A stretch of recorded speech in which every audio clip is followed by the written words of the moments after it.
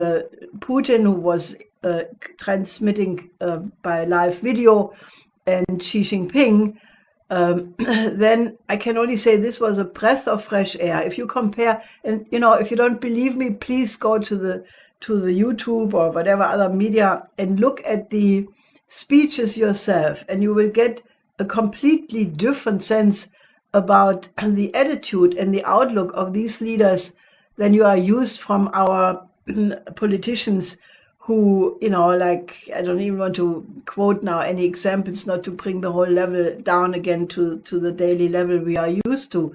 I mean, this is the future, and this makes, to answer your question, this is making our campaign, which I initiated with an appeal to the citizens of the global north, that we must convince the countries of the global north to join this joyful transformation of the history of mankind, because if the North at this point is catching up with the optimism, with the cultural optimism which is expressed by the BRICS leaders, it can only be to the benefit of everybody. And I think it's the absolute important moment to stop this geopolitical arrogance, thinking that only the G7 are the good ones and all the other ones are barbarians living in a jungle, which Joseph Borrell had said at one point.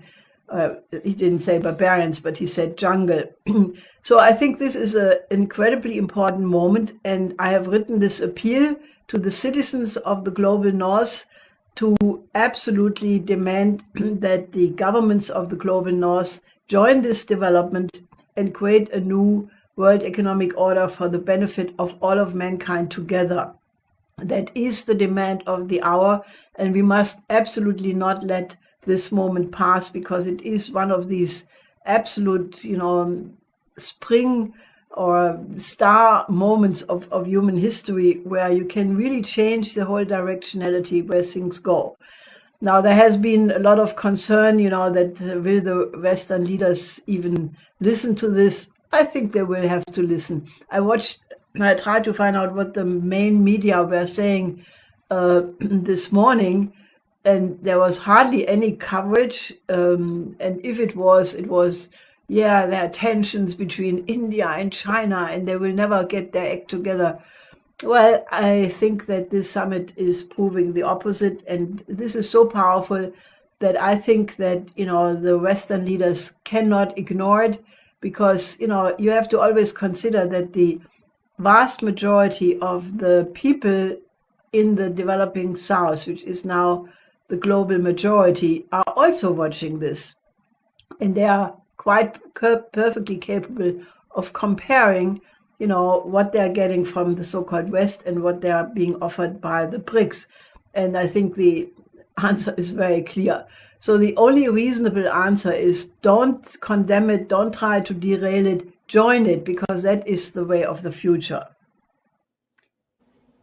Now, there were two different reactions in the West to the successful historic India space mission. And in one sense, this should give the viewers an idea of the options that the West has. And one was a predictable Anglo-American British reaction, aptly described by Indian journalist Palki Swarma. The other, what one would wish would be the patriotic American reaction. We're going to play these side by side for you so you can see what we mean.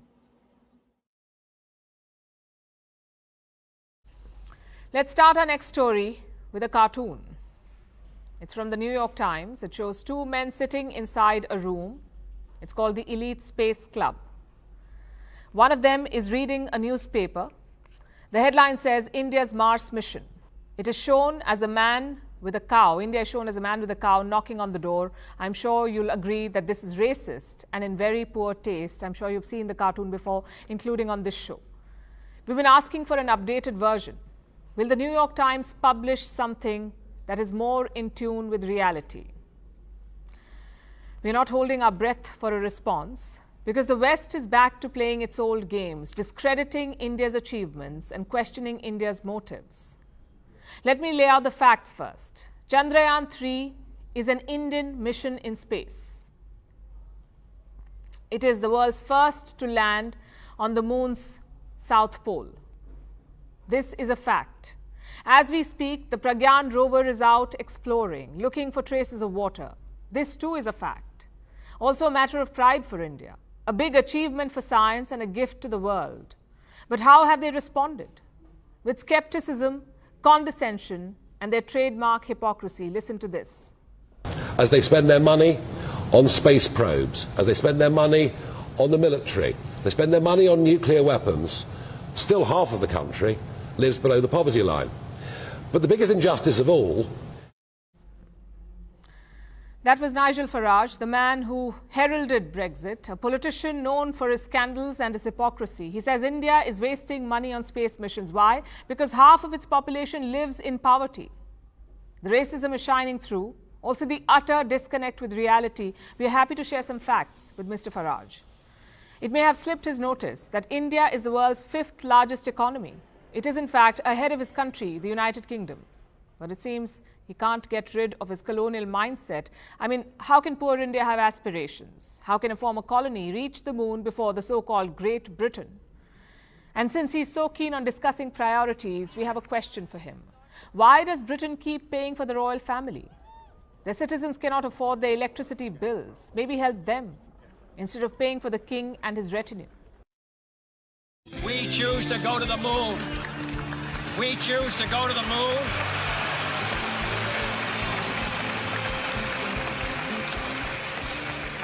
We choose to go to the moon in this decade and do the other things, not because they are easy, but because they are hard. That, by the way, one of the most iconic speeches in American history. That was September 1962. That was John F. Kennedy announcing America's intention to put a man on the moon. Well, here we are, 61 years later, and we're talking about another historic moon moment. Yes, we are, because India just became the 4th nation to successfully land a spacecraft on the moon. But India is the only country that has ever landed near the moon's south pole, and that's significant. Here to explain why this is so significant, we have astrophysicist and author Neil deGrasse Tyson here to break it down for us. Good morning to you, Good morning. Neil. Good morning. So let's put this in perspective here. Why is this landing so close to the moon's south pole so significant? Well, so you may know that the farther away from the equator you go, the lower the sun's arc is in the sky. Okay. Until you're near the poles, the sun just barely ambles above the horizon. Okay. The same is true on the moon. If you go to the South Pole, where there are craters that have rims, the altitude of the sun over the horizon is not high enough to reach the bottom of the crater. So it's literally where the sun don't shine. Okay. And so, so when the moon's hit by asteroids and comets have water. If water lands in those places, they're called cold traps, and the water never goes away. Well, that's the key there, the water. So you're near water, and that's interesting. But what I found surprising is water is something that may actually be able to be transformed into fuel. Yeah, so you can drink water, but if you separate the hydrogen and the oxygen, H2O, and bring them back together, it is rocket fuel. And you know what the exhaust is? Water. Okay, so it's pretty clean rocket fuel, and that's the main engine of the space shuttle. That big orange tank that they used, that's hydrogen and oxygen being merged together to create the thrust to put that puppy into orbit. Wow. We understand you actually met with the Indian Prime Minister earlier this summer. What did you two talk about with regard to space exploration? That was his first comment. He says, here are our plans for space. We want to involve private enterprise. We want to grow. I said, yeah, good. I said, try to make sure everybody's involved, because then the whole country can participate. Because India's a diverse community of ethnicities and religions. And I said, that way the whole country can share in these visions. And maybe ambitions in space could be one of the greatest forces of peace. I was just about to say, and unify it. A unifying force of peace for everyone's unifying future. force of peace. Let's let that marinate for a minute. Yes. Thank you, Neil. Happy that you came to see us. Thank you.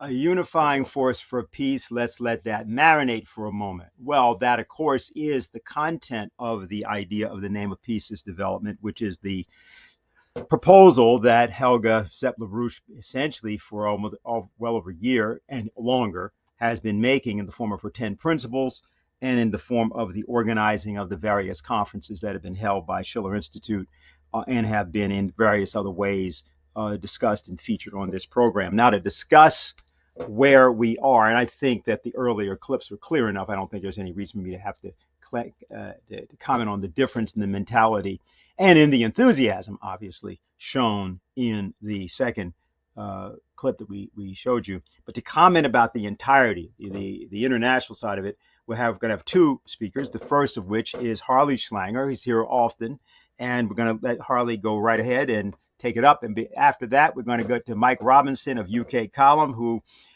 has his usual task, and we'll get to that as well after Harley. So Harley, you have the floor. Well, thank you, Dennis. If you know someone who is either ignorant about the BRICS or is confused about the subject or is frightened about what they've heard, it's not surprising. There's been a campaign of slander and censorship about the potential strategic alliance to counter the London-Washington unipolar order that goes back to 1998, when it was first offered as a suggestion by Russian Prime Minister Primakov, who first spoke of a strategic triangle of Russia, India, and China after a return from India in December 1998. Now, he was reacting as a prime minister to the attempt to break apart Russia, which was conducted in the 1990s after the dissolution of the Soviet Union. It was part of an operation that led to a demographic collapse, an economic collapse, but the Russian government responded by bringing in Vladimir Putin as president to respond to that. And it's not surprising that Primakov's proposal of this kind of strategic alliance became a central feature of that. Now, also very clear on this was Lyndon LaRouche, the American statesman and economist, who recognized the potential of Russia, India, and China as the kind of coalition that could stand up against the power of London and Wall Street. He essentially said that this would be the kind of force necessary, both militarily and economically, to counter what had emerged as the unipolar order of the Project for a New American Century, and that this was, in LaRouche's idea, the basis of a transformation of human society. Now, by 2001, there was the BRIC, Brazil, Russia, India, and China. And then 8 years later, in June 2009, South Africa was added. Now, LaRouche wrote extensively about this whole potential, as he had written articles and project papers about different parts of the world, the kind of coalitions that could come together to transform the former colonial sector and bring them into the era of modernity. But what was standing in the way? LaRouche also identified that the Anglo-American order of geopolitics, of neoliberal economics, of neoconservatives who asserted that the dissolution of the Soviet Union meant the triumph of the United States and its allies, especially the United Kingdom and NATO, and that therefore they had the right to impose their economic model on every other country. Now, this was a doctrine that was developed in the 70s and 80s by Henry Kissinger and Zbigniew Brzezinski. It was picked up in the 90s by Wolfowitz, by Dick Cheney, by the Donald Rumsfeld, and what became the George W. Bush administration. And so as George W. Bush was asserting the right of the United States to destroy nations such as Iraq, such as Afghanistan, and as this continued to be U.S. policy, what was emerging was this other alliance, which was based on the idea of cooperation and also inclusion, because the BRICS were not set up as an anti-Western institution, but one which could include cooperation with Western countries. Now, the policy of the financial oligarchs has been to dismiss it while launching attacks against its members. The war in Ukraine, NATO's war against Russia, is directly related to Russia's intention to defend not only its own sovereignty, but the sovereignty of other nations. China is under attack today because of China's role in economic development and cooperation. And we're seeing now the possibility of military action in West Africa, as well as in other parts of the world, to defend what? To defend a collapsing so-called rules-based order. So as the BRICS were meeting this last week, it's not surprising there was a steady drumbeat of attacks on the conference and the summit. And I want to go through some of the examples just to let you see how the reaction was in the West to the emergence of this new alliance. So Jose, if I could have the first poster. Here we have the comments of Jake Sullivan, the U.S. National Security Advisor. And what he wasn't specifically commenting on the BRICS, but it's obviously clear. He said, we need to ensure that there are high standard, high leveraged options to the challenges countries are facing. And a way to get the most bang for our buck is through the World Bank and the International Monetary Fund, which are highly effective and transparent international financial institutions that were founded on and continue to embody U.S. leadership. He went on to say, reshaping and scaling up the World Bank will allow it to more effectively deliver both poverty reduction and inclusive economic growth. And he said the World Bank and IMF can come up with $50 billion in lending for middle income and poor countries. And then he said with the help from allies and partners, that amount will quickly grow to $200 billion. And this is the proposal that Biden will bring with him to New Delhi. Do you think anybody in the developing sector would buy that? Countries that have been put under International Monetary Fund conditionalities are put on a path to anti-growth, anti-development, Malthusian depopulation. Sullivan's proposals to rely on the existing institutions that are discredited in most of the world show how delusional the Biden administration's effort is to counter Russia and China.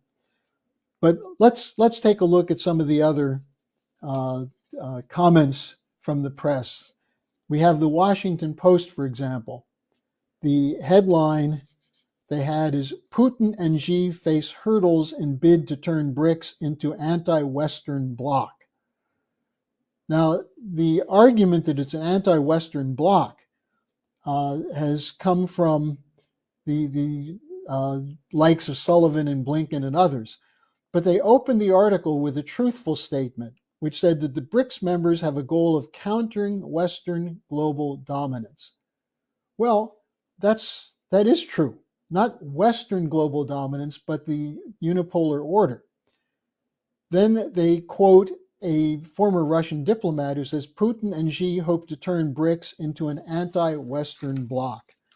And they go on in this direction. They quote Putin, who said, we are against any kind of hegemony, and he criticized the West for, quote, continuing neo-colonialism. Well, how is anti-colonialism anti-Americanism?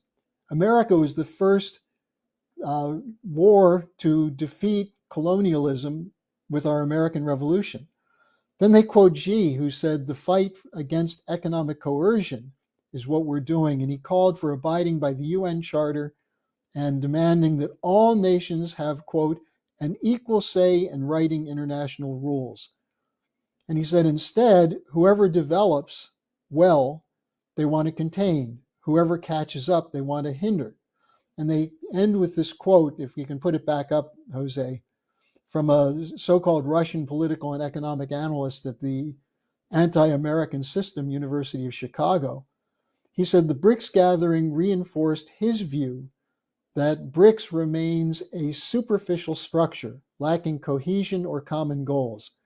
And he said, I'm not sure that there's anything that unites these countries other than the fact that 20 years ago, they were all developing economies, literally sneering at these nations which include a larger percent of the GDP for the world than the G7 countries.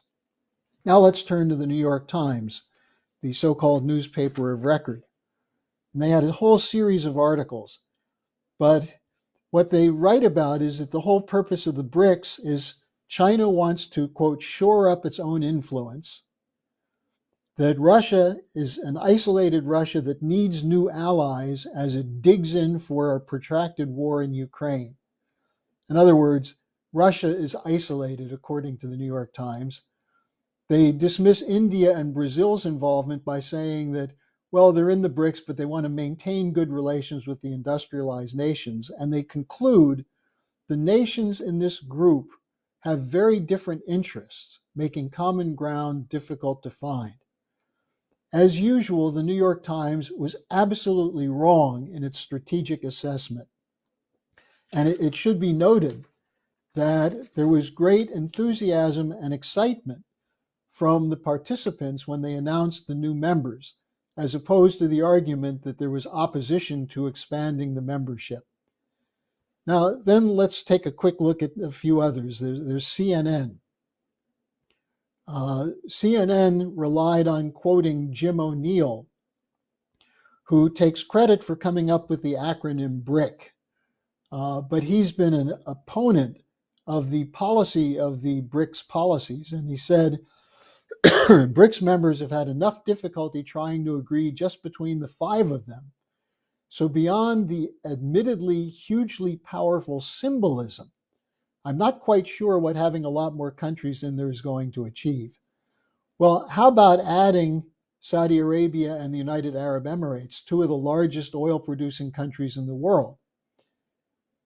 This ought to be something that people are paying attention to, especially since India and China are 2 countries that require lots of energy and are reaching many agreements on exchange, trade, and also for example, Saudi Arabia accepting the Chinese currency, the yuan, for payments for its oil. So Jim O'Neill sounds like a sour grape guy. Of course, he's from Goldman Sachs, and of course, he has the line of the establishment. Next, let's look at what The Guardian had to say. The Guardian is a very significant shaper of influence among American liberals. The Guardian writes, it remains unclear how expansion would significantly enhance the group's clout. It is now even more disparate, a mix of powerful autocracies with middle income and developing democracies. And the article ends with a quote from a DC think tanker who said, it is more symbolic than anything. The word symbolic keeps cropping up, but you get the idea from this. Then we have next The Economist, the powerful publication of the City of London. Jose, could I have the next one, please? The Economist headline before the event was, the BRICS bloc is riven with tensions. China's plan to expand the club reveals the contradictions at its core. So then we have on the other side, now these are establishment publications. Let me show you what some of the anti-establishment bloggers are writing with this next post. BRICS is moving to dethrone the United States and decrease U.S. dominance. They go on to say that this is a move by communist nations to undermine American influence. Now, keep in mind, most of these so-called patriotic blogs oppose the power of the unipolar order. They were supporters of Trump, who was not a willing participant in the war against Russia or the opposition to Russia, and yet they have the same line. And this shows you why people in the United States are confused or ignorant, because the coverage is incompetent on economics and reflects the same strategic geopolitical outlook of the establishment. And it's not surprising that many people who consider themselves conservatives or right-wing or patriots, such as a lot of the Republicans in the Congress, are absolute moral imbeciles when it comes to looking at the BRICS as a potential ally to defeat Wall Street and London, who they see, in some cases, at least Wall Street, as their enemy, the US corporate establishment. Now, in contrast to this, we have the statement that Dennis mentioned from Helga Zepp-LaRouche, the appeal to citizens of the global north. We must support the construction of a new just world economic order. The Schiller Institute was founded in 1984 precisely for that purpose, to break the power of the international financial institutions, which represent the interests not of sovereign nations, not of the citizens of sovereign nations, but to represent the interests of the private financial institutions, insurance companies, and corporate cartels. That's what the fight is about. The global north is dominated by these cartels. And as a result, they're constantly churning out these lies to convince you that you have no choice but to go along with the wars and the regime change policies that are carried out by these on behalf of these cartels. Now, the simple fact here, when Helga's writing to the citizens of the global north, how have you benefited from the control of these financial institutions? Did outsourcing help the American workforce? Is inflation good for you? Is the bailout of the largest bankrupt banks, is that something that helps you? Well, what Helga emphasizes in this comment, in this appeal, is that the policy since 1991 has been based on a miscalculation by the West. The miscalculation that the dissolution of the Soviet Union meant that we won the Cold War. And there's only one model for all of humanity, and that's the neoliberal model. And that therefore gives the right to these corporate cartels who control the institutions, whether it's the military-industrial complex, whether it's the banks, whether it's the big pharma or the grain cartels. They have the right to impose this neoliberal economic model on the world. One model fits all. That's the basis of the so-called rules-based order. And what happens if you step out of line? You face regime change coups, NATO wars, International Monetary Fund austerity, the radical green agenda, which is anti-science, anti-technology, and says to developing sector countries, if you want to improve your standard of living, you'll overheat the planet. So instead of outsourcing for cheap labor, how about mutually beneficial trade and investment policies? That's what the BRICS stands for. And I think it's imperative that everyone watching this video download Helga Zepp-LaRouche's appeal, which is available on the schillerinstitute.com website. Read it, study it, and circulate it for signatures. We have to build support in this country and in Northern Europe for what was the tradition of the American system. And in saying that, the American system is not represented by this corporate cartel elite, but by the investment in physical economic development in areas of science and technology that uplift the power of labor, the productivity of labor, which produce real value, as opposed to the speculative economic system we've had since 1971. So Helga's call is to cooperate with the BRICS rather than go to war with them, and with the other multilateral institutions such as the Shanghai Cooperation Organization, the Eurasian Economic Forum, the African Union, and so on.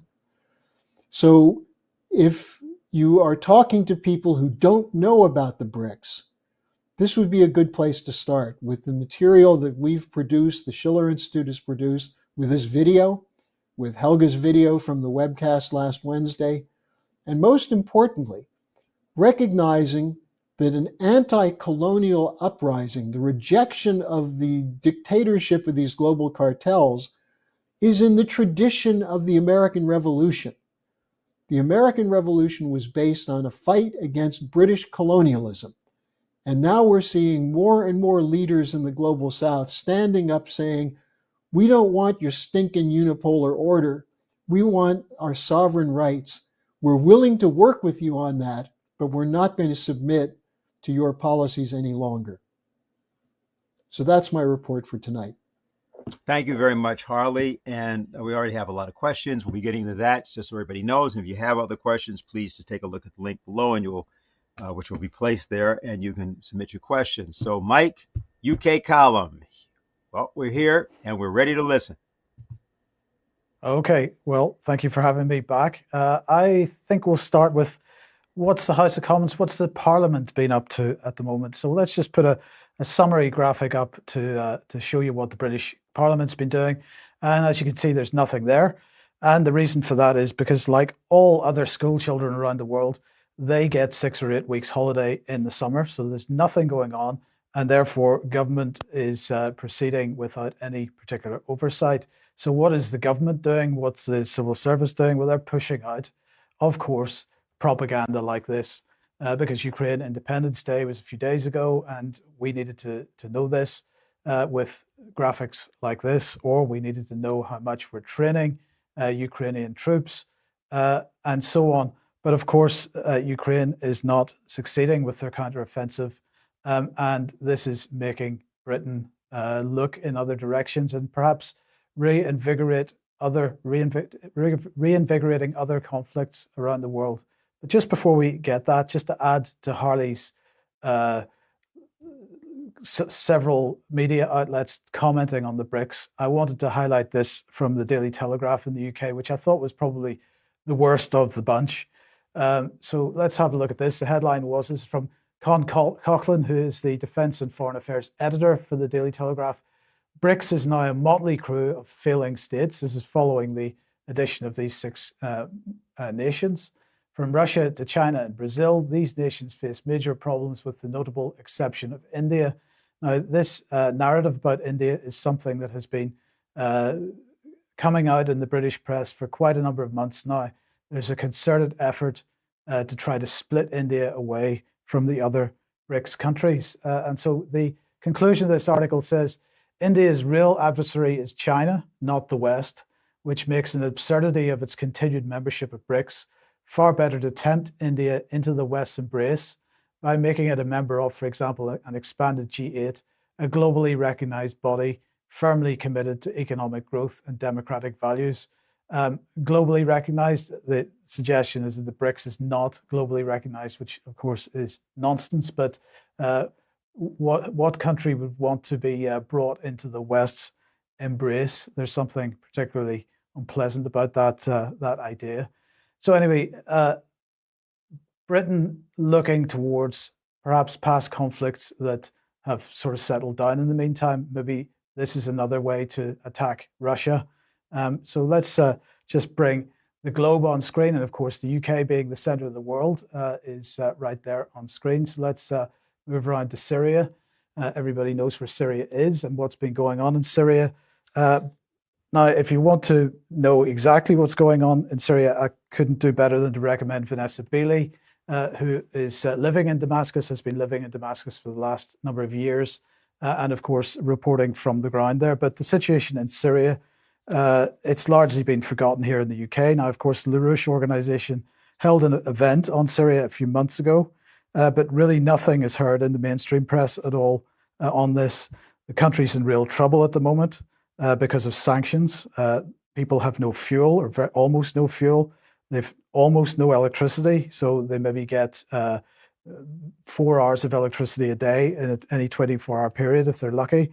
They've got very little food, almost no water, extremely high summer temperatures, and worse, extremely high summer humidity, as happens every year, and continuing conflict.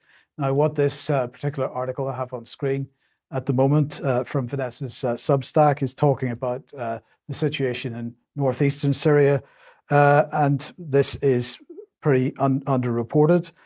we've got UK nationals, UK military equipment, all going to NATO allied militias in various proxy efforts in that part of Syria, including what's known as the Rojava conflict. Now, this is the illegal United States-UK occupation of northeastern Syria by proxy, just as we like to do, largely managed by Kurdish forces under the banner of the Syrian Democratic Forces, the SDF.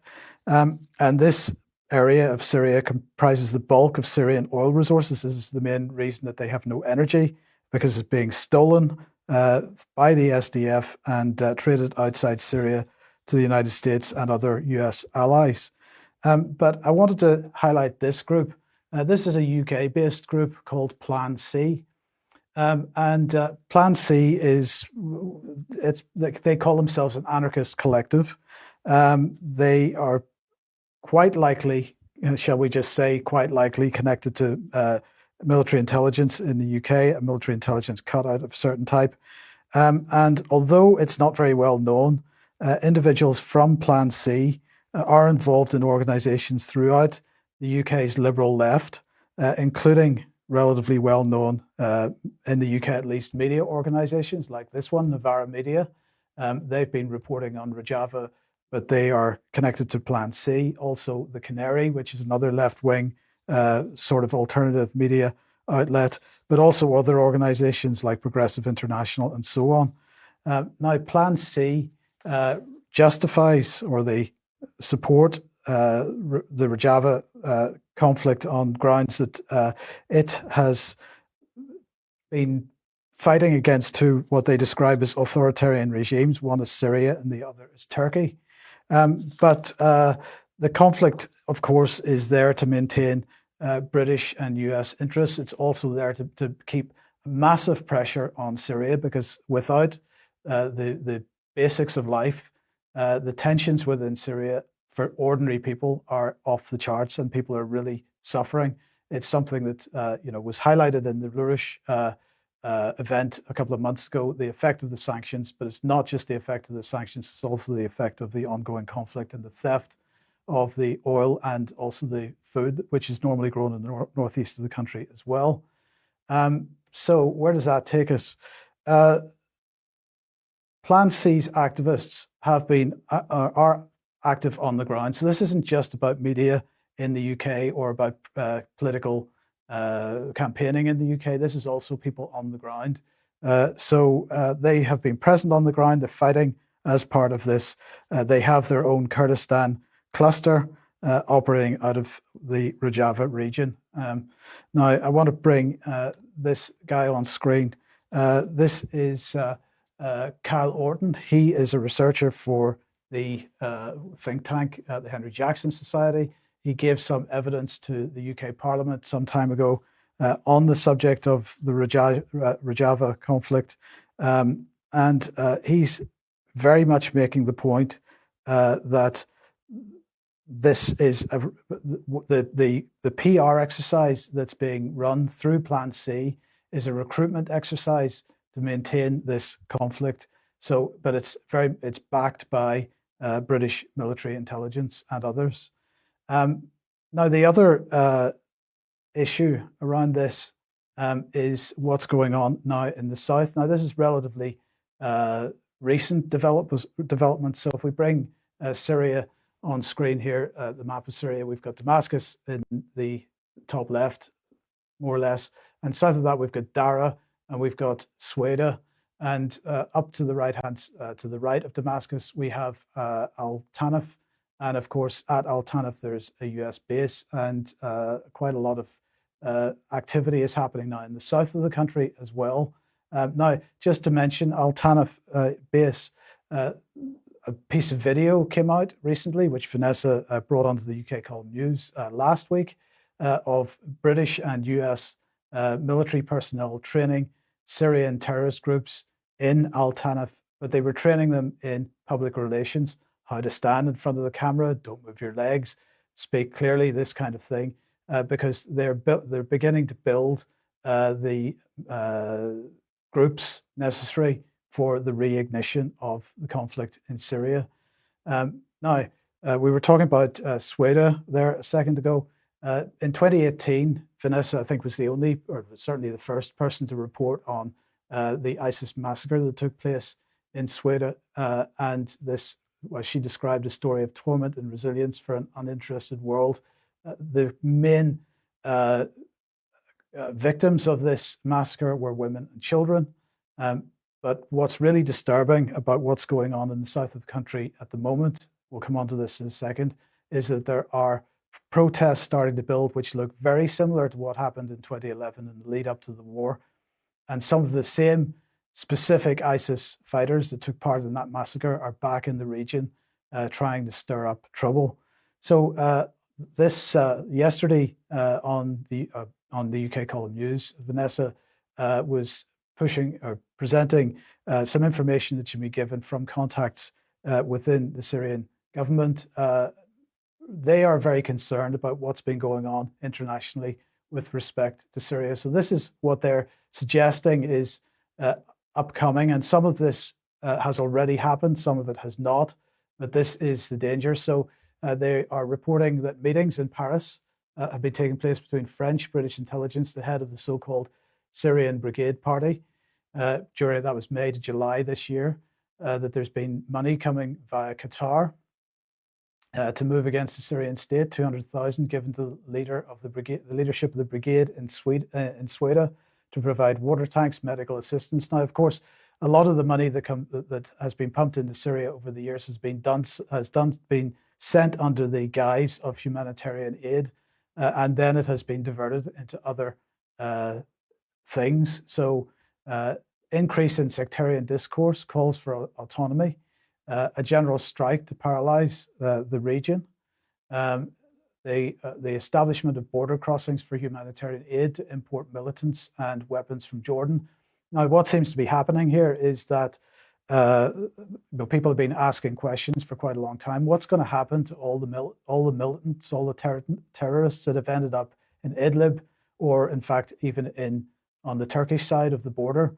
And it seems that what's happening is they're being transported to Jordan and then back into the southwest of Syria across the Jordan border. So they've 16,000 Druze trainees at Al Tanf base, 3,500 prepared to replace state security forces, 7,500 terrorists from Turkey occupied territory in the Turkey occupied territory in the north will be deployed to the border with Jordan to control crossings. And these terrorists are already controlling the crossings across the Turkish border, so they're already trained to do that kind of work. The intention to target, assassinate, and discredit religious leaders or community leaders loyal to the Syrian state, potentially equipping sniper teams to target civilians and then blame on Syrian security services. And of course, this was part of what happened in 2011. People out on the streets, campaigning or protesting against the Syrian government, and then, sniper attacks and the allegations in the West, in Western media, that the Syrian military were firing on their own people, which of course they were not. And then next, achieve international recognition of the federalist movement from France, UK, US, and ask for international protection, a no-fly zone. French, US, UK intelligence providing communications networks, logistics, surveillance technology, joint operations room for the movement to be established on the border with Jordan, and sabotaging government electricity and water stations to increase hardship. And then the movement can step in to provide essential resources. As I say, some of this is already in action, some of it is not. Some of this is what they believe is coming in the near future. But we were already seeing in the Sweden area protests like this, and we've got the guns out again. And as I say, identified ISIS terrorists in among some of the groups that are creating these protests. Now, actually, although the protests look significant, at this point in time, they're not in terms of the numbers of people. So very carefully framed photographs, very close shots, no wide-angle shots. And at this point in time, there may be a few hundred people at a time. It's not thousands, it's not tens of thousands. This again is similar to what happened in the lead up to the protests in 2011 and subsequently to the war. and the civil war. Another example, headline here, Syrian negotiations between Assad and the Druze in southern Syria have failed. Demonstrations expected tomorrow. Well, that was, I think, that was published on Wednesday. Here's for five consecutive days, we continue until the regime falls and Nazi Russia is expelled from our land. So it's not just about reigniting the regime change operation in Syria, it's also about getting the Russians out of Syria. Now, the other aspect of this that I just wanted to highlight was Sweda 24. Now, this is a media organization in the south of Syria, which has been working very, very closely with the BBC. And we've talked before about how the BBC goes into countries like Syria and Ukraine through its NGO BBC Media Action in order to train local journalists and set up local media, which they can then use as voices on the ground for their own reporting back in the home country, but also to make sure that media in the target country is trained to provide narratives to their local population, which are suitable narratives as far as the West is concerned. So anyway, Sweda 24 was involved in the recent so-called BBC expose of the Captagon drugs economy, the claims that the Assad family themselves are involved in the drugs trade, in the sending Captagon around the world. There is no evidence for that, as you can imagine. Another organization that's pushing out information on this is Associated Press. Southern Syria residents raid ruling party offices, block road as economic protests intensify. And again, they are attempting to make a bigger deal of what's going on than is reality. But again, Sweda 24 provided the photos and the story. So the Western trained journalists provide the narrative, and then the Western media runs with it. Here's another tweet. So important to raise the alarm to defend the people of Sweda and Dara in the south of Syria, as the usual response of Assad to peaceful protests in areas under his regime is to try and annihilate them, disappear, torture, and massacre all opponents or anyone deemed even thinking of joining protests, has been the hallmark of Assad's response since the 2011 peaceful uprising, and cannot let it happen again. And who is being tagged in this tweet? Well, of course, it's BBC, Sky News, Peter Tatchell, Bianca Jagger, all the usual suspects that were pushing the anti-Assad narrative right from 2011 on. And then another player in this here is Haid, a senior consulting associate fellow at Chatham House. So all the big guns are out on this issue, attempting to reignite what's going on in Syria. Not just the media, but politicians as well. This is James Kyriaki. Well, he's a civil servant, of course. This is the UK's ambassador to the United Nations. He was speaking in the Security Council a few days ago. And again, he is very keen to push for Resolution 2254. This was the resolution, the UN Security Council resolution that called for a ceasefire, but mostly was just calling for regime change in Syria. So calling for a so-called political settlement. But it's not just him that's pushing this.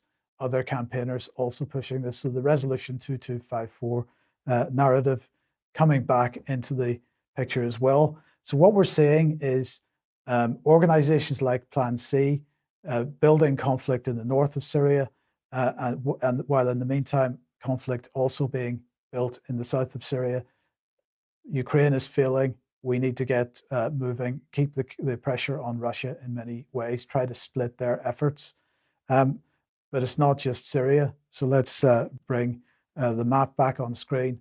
It's also North Africa, and we look at the countries in North Africa. We've got Mali, we've got Niger, Chad, Sudan, we've got Cameroon, Nigeria, Burkina Faso, all these countries known as the Sahel. And this has been a real target for not just Britain, but the EU as well for a number of years. Now, so let's just very briefly run through some of the key events. Here's Federica Mogherini, who was Joseph Borrell's predecessor, and we might have called her the EU foreign minister. This is 2016, because already the EU was extremely interested in Africa, very concerned about what China and Russia were beginning to do in Africa. This the EU considers as its southern neighborhood and its property. So she was saying at that time, first of all, Africa, we've decided to increase our engagement with all of Africa on many different strands of work, really investing in a partnership that is strategic for us Europeans. That was 2016. I'm just choosing a few key moments here. So we move forward to 2018, and Harriet Baldwin, MP. I'm honoured to have been appointed and look forward to representing global Britain with African nations to tackle a range of opportunities and challenges in Africa. So the soft power complex moving in here as hard as it possibly can, but not just soft power. Here's Jens Stoltenberg, NATO Secretary General in 2019. This is not about moving NATO into the South China Sea. They were launching their NATO 2030 initiative. But it's about taking into account that China is coming closer to us in the Arctic, in Africa, investing heavily in our infrastructure. Not sure whose infrastructure he thinks he's talking about, but that was the statement he made at the time. Also in 2019, the Oxford Research Group, all about improving the UK offer in Africa, lessons from military partnerships on the continent.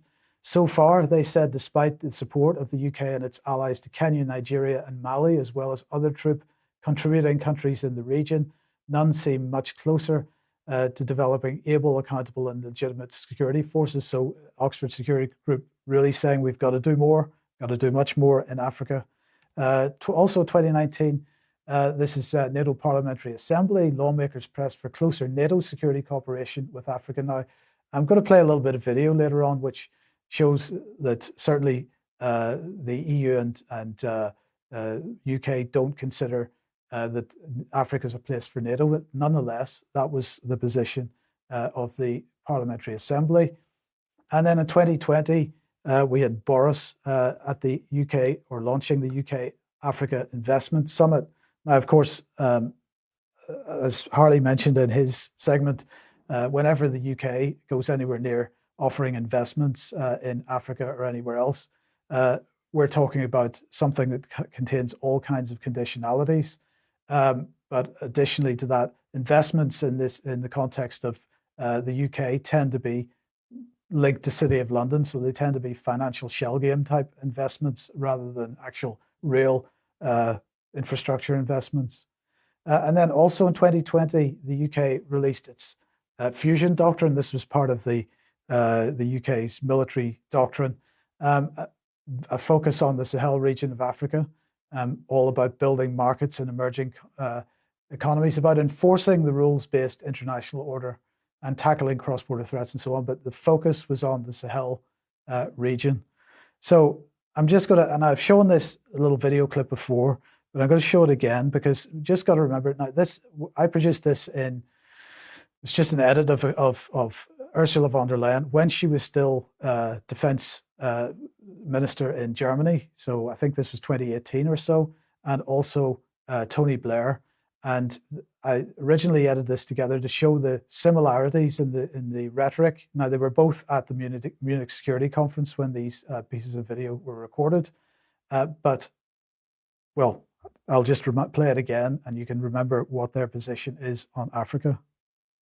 First of all, our collective defense, we are ironclad committed to NATO.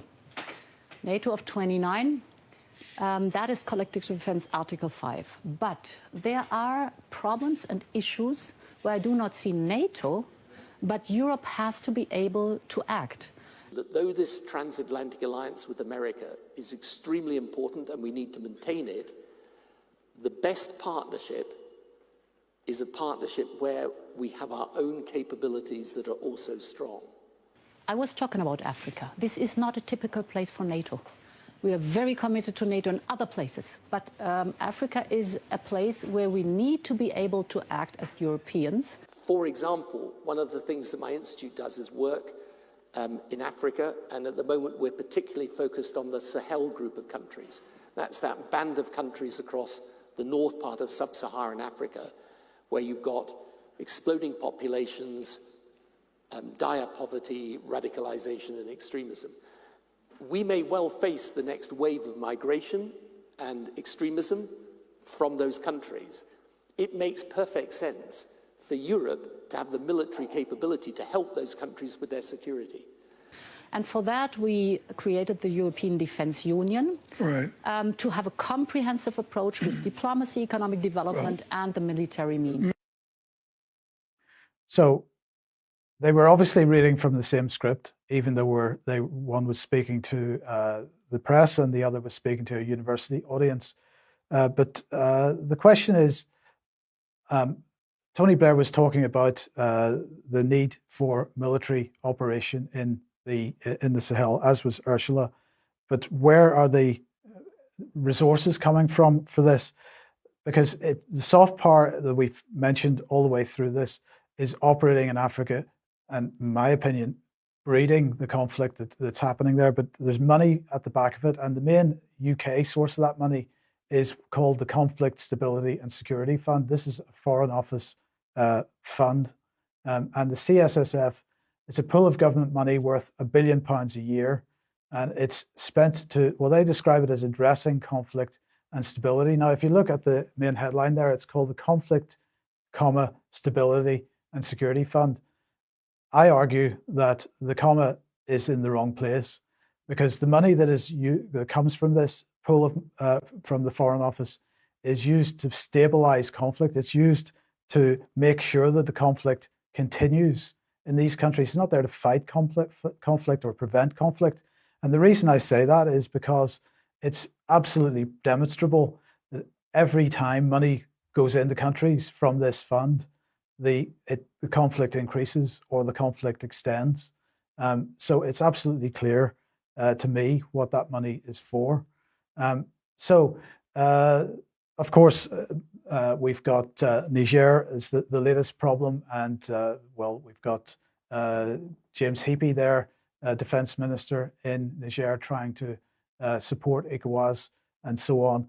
This again, more interference, and hopeful, at least the UK government is hopeful that they can keep the conflict going, because their main enemy in North Africa is Russia and China.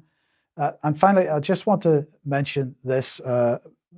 This piece of news came out from TASS on the 16th of August, and that was that MI6 is preparing Ukrainian sabotage group for missions in Africa. And this is an unnamed source that TASS was reporting. And the subheadline says that it's a quote from their source saying that the task of the Ukrainian squad formed by the British Special Services will be to carry out sabotage attacks at infrastructure facilities in Africa and to assassinate African leaders eyeing cooperation with Russia. So I'll just bring that a little bit bigger on screen.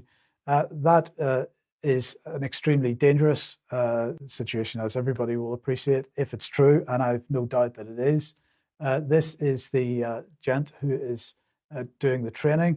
The team will be led by Officer Vitaly Praschuk, who has experience in successful liquidations and participated in MI6 operations in Zimbabwe, says this tweeter. Now, of course, we've been talking, Harley and Dennis have been talking about BRICS, obviously. The outcome of the BRICS conference, extremely interesting, but infrastructure development is going on even outside of these types of events. So this is perhaps some of the reason, or perhaps this is some of the infrastructure which is going to be targeted by this sabotage group. This is Rosatom talking about nuclear technologies for the development of Africa. So that was going on. What have we got here? CAPS, the new gas mega project, which is still ongoing.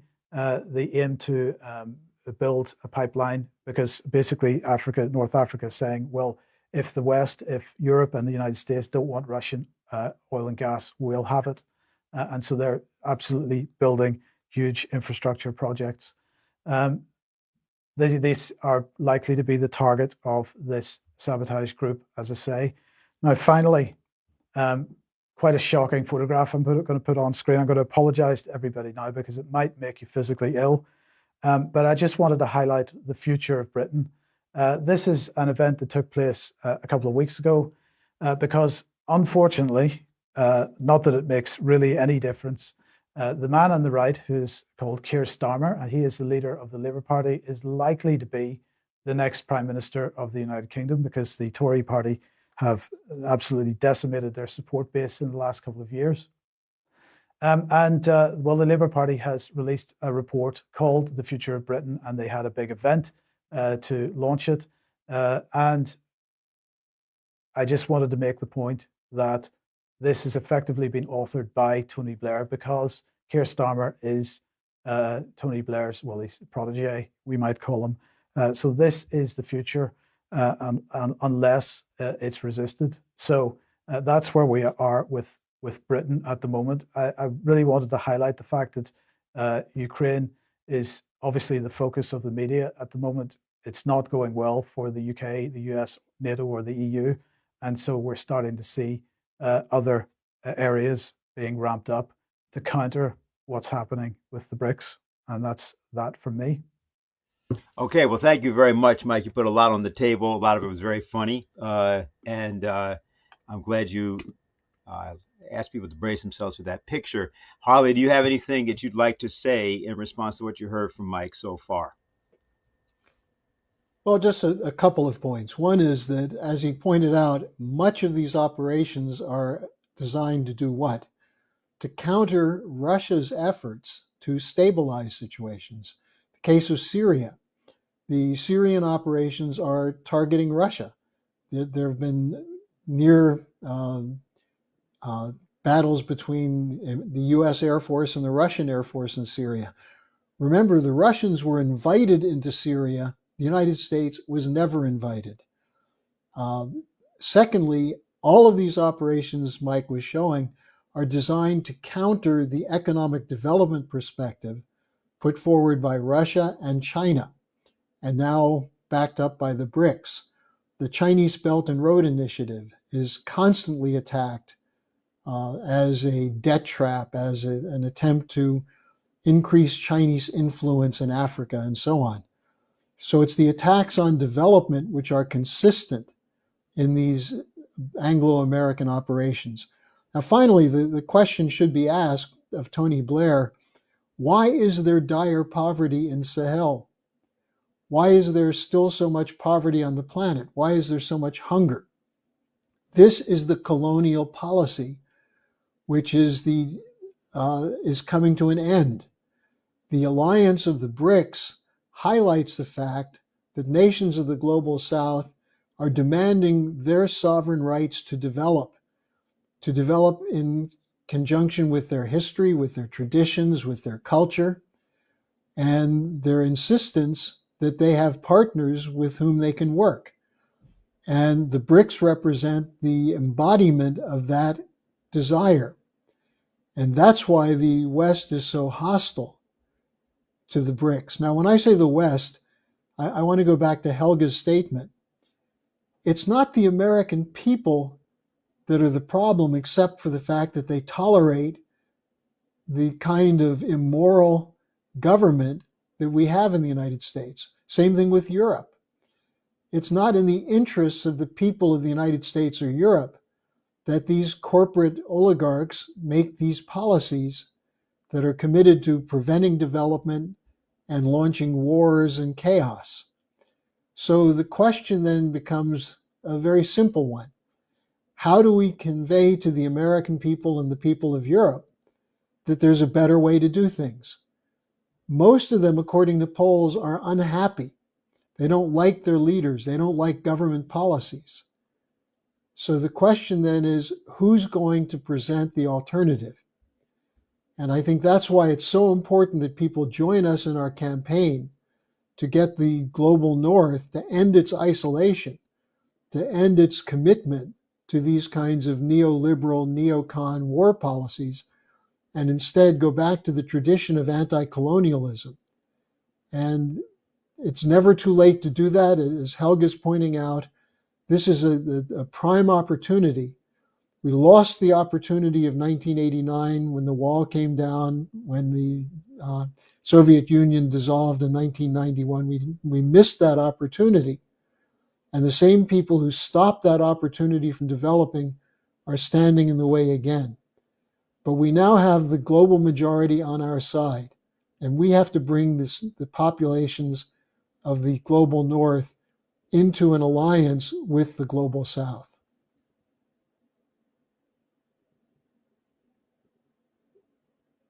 I'm going to take these up with you, but I actually think we want to do a little bit of dissection because this Tony Blair issue is very important. I mean, Tony Blair has been getting the United States in trouble pretty much ever since he's been around, but particularly since 1999, the speech he gave at the University of Chicago, the responsibility to protect speech, the speech that was done against the Treaty of Westphalia.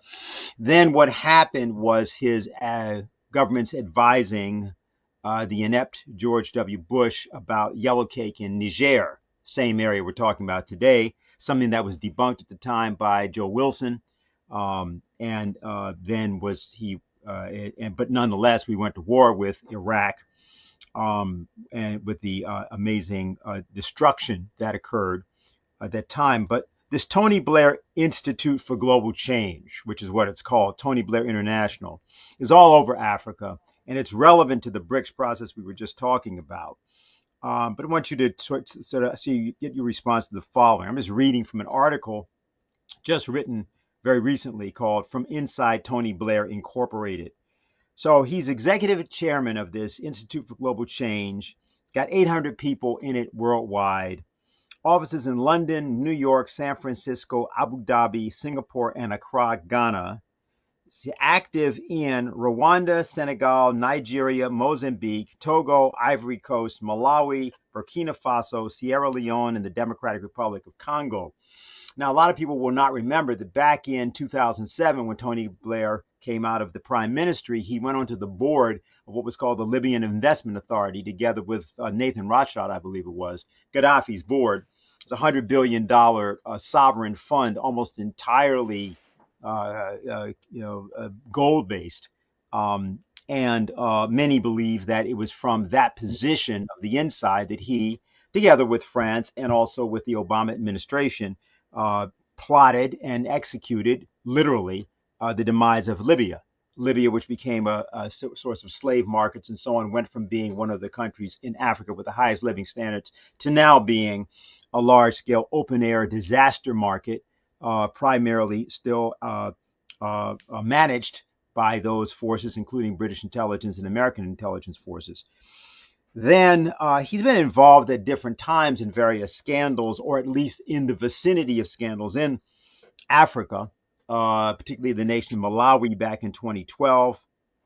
I won't go through the details, but it was a scandal that caused his Tony Blair International Organization to abruptly leave the country. It's not that they were entirely supposed to be the source of it, but they were part of it. Now, so the way it works, he talks about what he calls delivery systems, that his job is to create delivery systems for African nations. And the notion being there's one thing to propose something in government and there's another thing to, quote, deliver it. But in fact, he's been warned, or rather, African nations have been warned by people from Nigeria and others not to allow the Tony Blair Institute to play any such advisory role to governments, particularly emerging governments. There's a lot of other things to say about this institute, but just thinking about the distinction, I'd like to point this out. The article points out that if you look at the other persons that have been prime ministers, Margaret Thatcher, when she resigned, went to the House of Lords. When John Major resigned, he became the chairman of a cricket club. When Gordon Brown resigned from the prime ministry, he became a UN special envoy. Theresa May and Liz Truss just went back to Parliament. Boris Johnson went back kind of to this writing of newspaper columns. But Tony Blair creates this massive sort of Clinton Foundation-ish kind of organization. He's running around, and as you just pointed out, it thinks of himself as some, quote, kingmaker doing this, shepherding in the next prime minister. Give us a sense of how to think about this, because, of course, he's Labour Party, and people think that's somehow better in some cases than Tories or different. But in fact, it's as much a part of the British establishment, a dying British establishment, as anything. Yeah, remember, he destroyed the Labour Party in the sense of its traditional Labour values. It was a traditional left-wing party. He absolutely brought it to the right from where it was before. That's why that he and Keir Starmer absolutely went nuts when Jeremy Corbyn almost became Prime Minister a couple of years ago. And they have worked very hard to destroy Jeremy Corbyn and everything that Jeremy Corbyn represented in the Labour Party since. So the Labour Party has once again become the Tony Blair Party through Keir Starmer. So he is not a traditional Labour mind. He is something very, very different. And, you know, in that little video clip that I showed, when he's talking about we may well see the next wave of migration coming from the Sahel, that's because he's going to generate it, and he is generating it.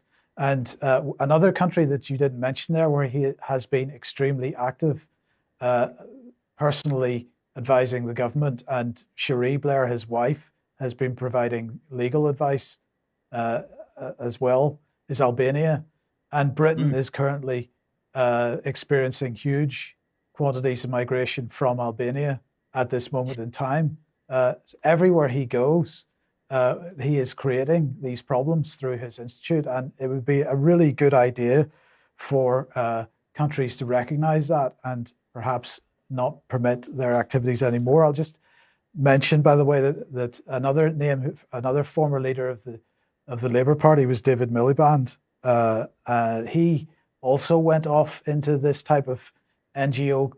He went to become the head of International Rescue, which is ostensibly about digging people out from under the rubble whenever there's a major earthquake in countries that don't have the infrastructure to deal with that. But in fact, they are also playing these types of soft power interference games in developing countries. So there's another name for you as well. Okay, very good. Harley, I've got some questions. Yeah. Okay. Well, if I could just add to that on the question of Blair, you mentioned his speech at the University of Chicago in 1999. The topic was ending the era of Westphalia. And this is crucial because what the Schiller Institute has been fighting for since its founding, and what is now becoming the approach of the BRICS, but was also implicit in John Kennedy's June 1963 speech, is the benefit of the other. That the Peace of Westphalia was based on recognizing the sovereign interests of other nations, other people, and acting for their benefit. And that's what Blair said we have to end. And instead, he said we have a responsibility to protect. In other words, the strong nations, the powerful nations, can impose their will. And that's what the rules-based order is. So I think it's important that Blair be identified as one of the people who is most responsible for the escalation of chaos and killing and the effects of sanctions, because by insisting that we know better, they're imposing policies which are killing. And that's why we have to get back to this principle of Westphalia. Mm-hmm. Right. Sometimes referred to in the case, not Westphalia, but the Blair Institute's thing, sometimes referred to as imperial humanitarianism. So here we have, I'm going to combine two questions, Harley, for you. One is from Ari, and he says, great discussion, but I have a question. How do you anticipate the U.S. reaction to the latest BRICS developments? Will the U.S. and collective West react negatively and neutrally? Second question is from Michelle, who says, my question is, how does Saudi Arabia not raise a red flag as being a future hotspot or sabotage spot for BRICS? Okay, so I'm combining those, and that's actually responsible. Well, look, the U.S. reaction, we're already seeing it. It's the attempt to back the counter coup in Niger. It's the continued funding of the NATO's war in Ukraine. It's the attempt to establish global NATO. You know, during this whole period of time, people may have missed it, but Biden hosted a meeting of the president of South Korea and the prime minister of Japan where they discussed coordination of NATO in the Pacific. Now, there was an attempt to set up an office of NATO in Tokyo, which Macron vetoed, but it doesn't matter that he vetoed it. They're actually going ahead with that. So the whole question of what's the U.S. reaction, we're already seeing it. They reacted to this BRICS conference before it occurred by refusing to negotiate with Putin on legitimate security concerns of Russia, by funding and arming the Ukrainians to fight a proxy war against Russia, which it's estimated now has cost 400 to 500,000 Ukrainian lives.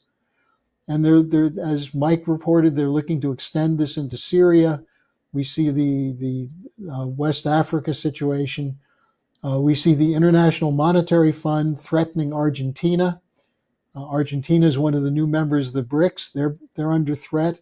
Remember, Argentina was a big thorn in the side of the British Empire going back to the Malvinas crisis. So the West has never stopped responding to the potential of an alliance. What's changed is that alliance is coming together. And it's coming together under leadership that's very clear in what their intention is. That is the development of the full economic capability in cooperation with other member states. So, look, this is why it's so important that we pull together the alliance in the global north that can stay the hand of these oligarchs.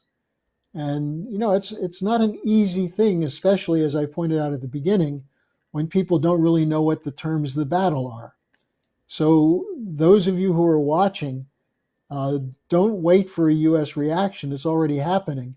Join us to make the changes in the Western political fight so that we don't end up with a Keir Starmer or another term of Biden, or something similar in the United States. We need a movement now which says no to NATO war, no to the International Monetary Fund, no to the globalization policy of the corporate cartels. You remind me of something when you say that. And actually, I think we'll try to get a report from one of the participants in yesterday's meeting of the International Peace Coalition. I think we'll hear from somebody a little bit later on here. But let me come back to the second question, which was Michelle's question, amplify it a little bit and see what you or Mike may have to say. So she says, how does Saudi Arabia not raise a red flag as being a future hotspot or sabotage for BRICS? Well, let's point something out. If you look at those countries that were added, you got Saudi Arabia and Iran. Somebody may remember that the Chinese negotiated a certain kind of a peace rapprochement between Saudi Arabia and Iran. And some may remember that Saudi Arabia had a certain relationship and has had for the past 50 years with the United States since approximately 1973. Those who know the book Confessions of an Economic Hitman will remember the discussions that went on between then Secretary of the Treasury, I think, George Shultz, and various people in Saudi Arabia, that Saudis would invest all the petrodollars revenue in the United States, and in return they would get various equipment, so forth and so on. One may think about the issue of the petrodollar. What happens if the Saudis begin the process, as has been discussed by Dilma Rousseff and others, of negotiating payments for oil in various BRICS currencies? How does that affect the U.S.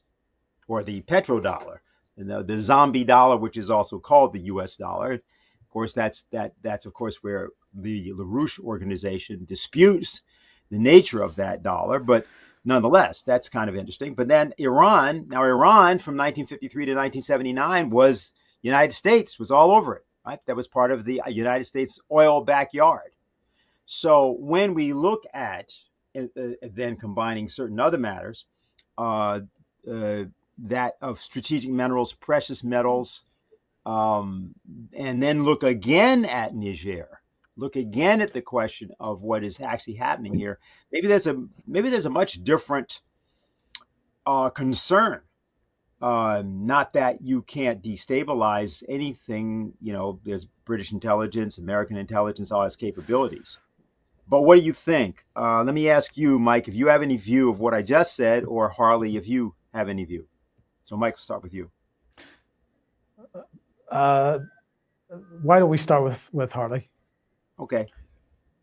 Well, I think this is really where the axioms are challenged, because what people should know, as you just pointed out, the reason it's called Saudi Arabia is that the Saud family was brought in by the British during the 1920s to take over the whole Arabian Peninsula. And before the US became more involved, especially after World War II, this was a British operation.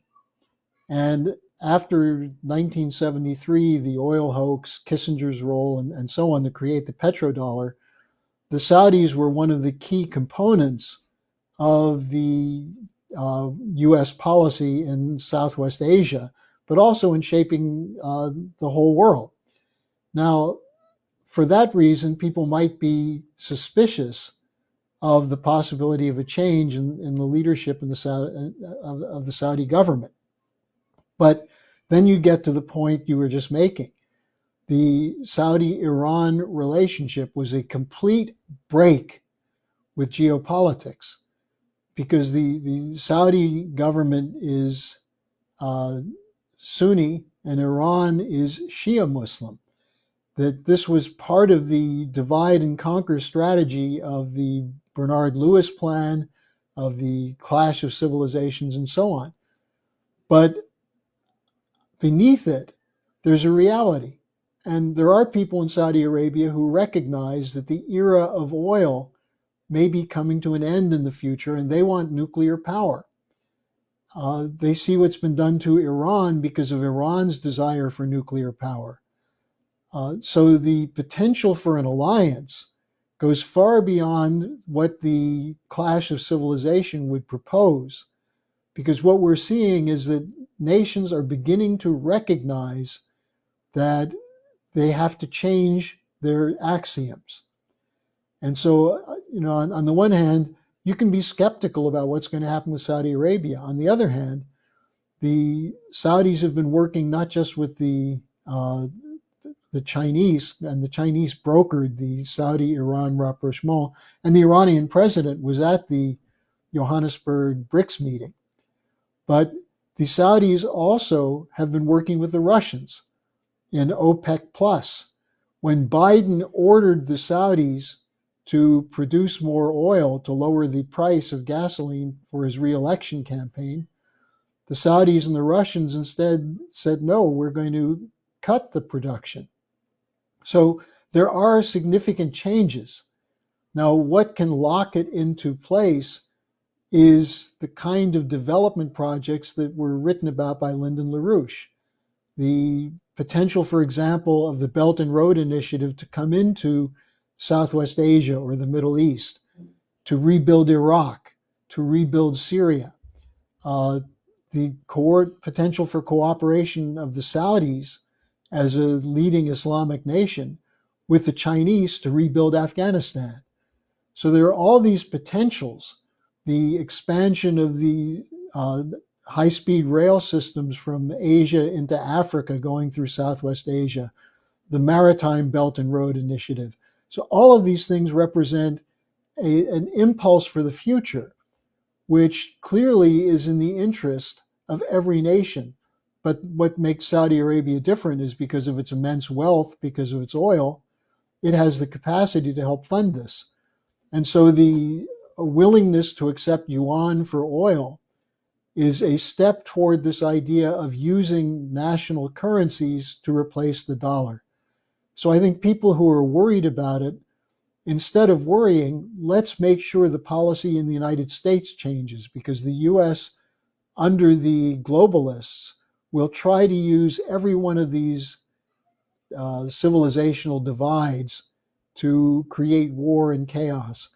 But if we can prevent that, then we'll see the potential that Helga was talking about of a new era of human civilization.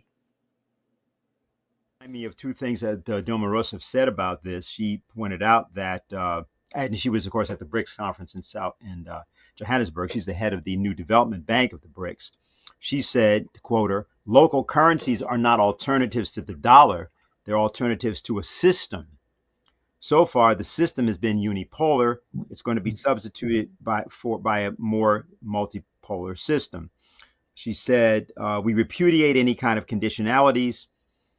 We don't do that. We respect the policies of each country. We'll transform ourselves into an important bank for developing countries and emerging markets. Our focus has to be that, a bank made by developing countries for themselves. So this issue of financing and having the ability to capitalize the individual production projects, but more importantly, as you just pointed out, maybe adopting the stand of Lena Larouche, which was for this idea of development corridors. So you didn't just have the individual projects, which are important, but you have them actually as part of a corridor development, which is actually transnational in that sense. It's going through a lot of different countries. And Mike, just to come back to you on this, I just want to reference what you said just a few minutes ago about this idea of conflict stability, because if you look at it, what's happened, at least China was successful in ending what people thought was an intractable conflict between Shia and Sunni in the case of Iran and Saudi Arabia. It also then had an effect in Yemen, helping that war to also stop. But on the other hand, what you now see in Sahel is the attempt to get this thing going right now with ECOWAS and so on from France, from Britain, and also from the United States to sort of create the conditions for the eruption of war once again, the kind of thing we've actually seen perhaps even in Ukraine, and then to talk about assassination squads, which if they go in and they begin to destabilize countries by killing the heads of state, obviously things are going to get hairy. What do you think? You think this is sort of the way and we shouldn't forget that Saudi Arabia was one of the first to reestablish diplomatic relations with Syria again, and I think was it May this year. So there does seem to be a change in their outlook with the conversation they were willing to have with China over Yemen, and as a result, Syria is now being brought back into the Arab League and so on. It's interesting that Mohammed bin Salman was supposed to be coming to the UK in the not too distant future, and he's coming under heavy attack in the British media and from British politicians, and they're doing their usual trick of blaming him for someone's death. In this case, Jamal Khashoggi, the journalist, and so this sort of reminds me. I mean, I don't know what involvement there may or may not have been between the Saudi government and his death, but it reminds me a lot of the type of rhetoric that we've seen applied to people like Vladimir Putin over the last lot of years with Skripal and other things. So whenever the British establishment, the British politicians and media are throwing these allegations out like this in order to demonize someone, it's time to take notice, I think, of what they're actually doing and what might be the cause of that. At some point, a little bit Dennis, later. Sure. If I could add one other thing, something that you just said triggered this. The question of West Africa, the British, French, U.S. involvement. The way to counter that for the Africans is to look at the last time they were involved in Africa in an alliance, which was Libya, where they destroyed a nation that was on a path toward economic development. And this was at the British and the French. They say Obama was leading from behind. Well, whatever that means. The U.S. was involved in it, and Hillary Clinton said, "We came, we saw, he died," or something like that. So the leaders of ECOWAS should recognize that you have no reason to believe that an alliance of the U.S., the U.K., and France is for your own benefit. And I think this is an important point that has to be made. Mm-hmm. Yes. Back to questions. This is a question from Juliet. She says, BRICS Plus is taking the vision of Bandung to another level, and it is giving hope. We'll have to tell people about what Bandung references here. So much can be learned from that first effort at Global South cooperation. I pray the leaders in the former colonies continue to say to all, enough is enough, and that colonialism is dead. Then, of course, put action to these words. They will then, of course, be demonized. How can we help with that inevitability? How can citizens in the West and all over, really, help advance this put colonialism in the grave initiative? That's to you, Harley. Well, it's what we've been saying. I mean, start with Helga's comment, Helga's appeal. We're getting this out worldwide. We're getting a large number of signatures. Whether we use this as an advertisement or whatever we do with it, the important point is that we're getting people to talk about it. And one of the things that Helga and I discussed before the webcast last week was that the point to make is now the global north is the one that's isolated. You hear all this, Russia's isolated, no one supports Russia. Well, it's not true. It's clearly not true. But now it's the global north that's becoming isolated. What happens if the Western countries try to sabotage this development? It's one of these cases where the horse is out of the barn already. The policy is moving ahead. Just in the last days, there have been reports of the reopening of a number of rail projects in Africa. You have this major pipeline project, the discussion underway of using the oil and gas of Africa for Africa.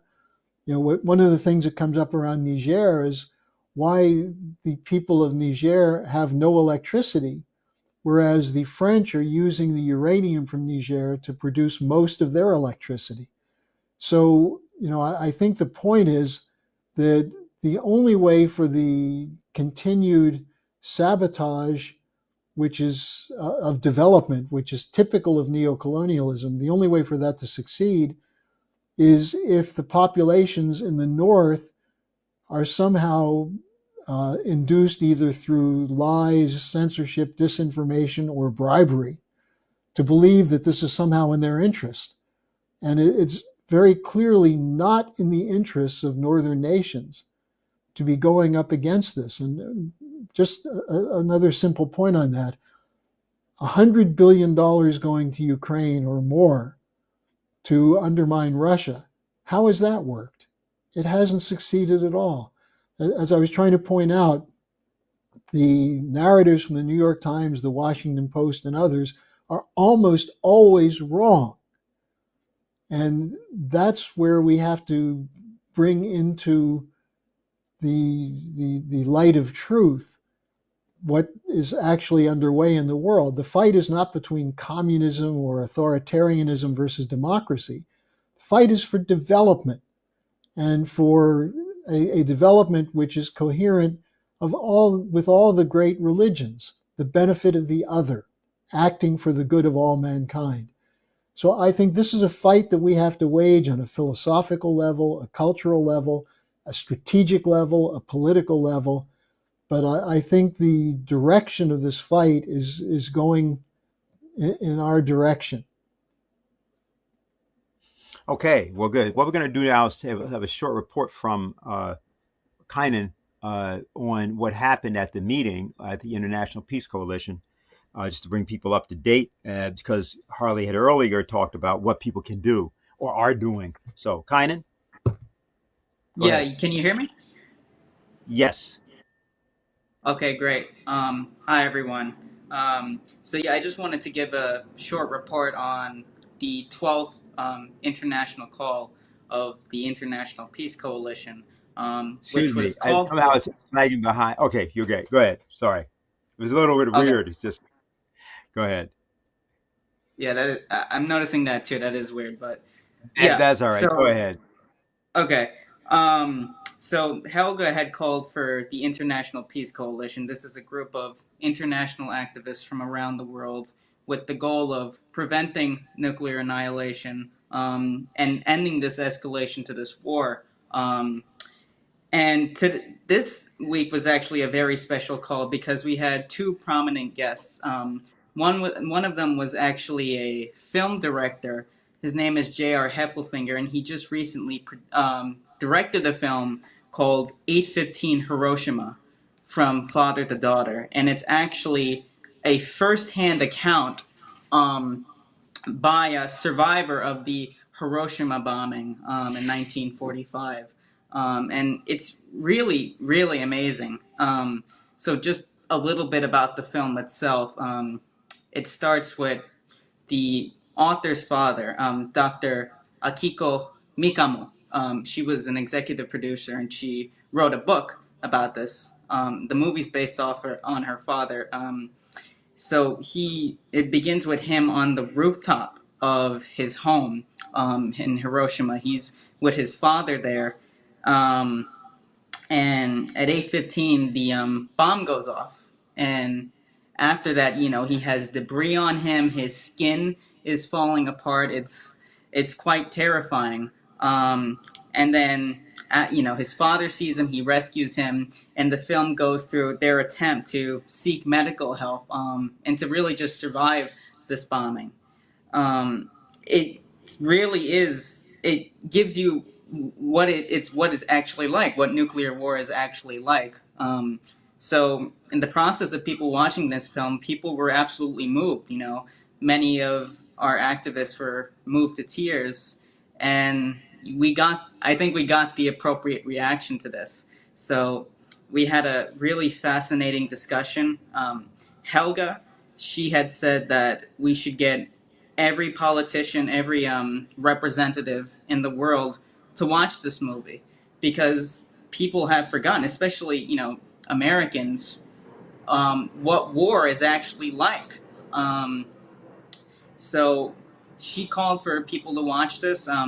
Dr. Akiko Mikamo, she had said that what she really wanted to inspire within people was this feeling of resiliency and forgiveness, because after her father had survived the bombing, he held no ill will at all towards the Americans, or towards the pilot of the bombing, Paul Tibbets. He recognized that he recognized that he was just doing his job.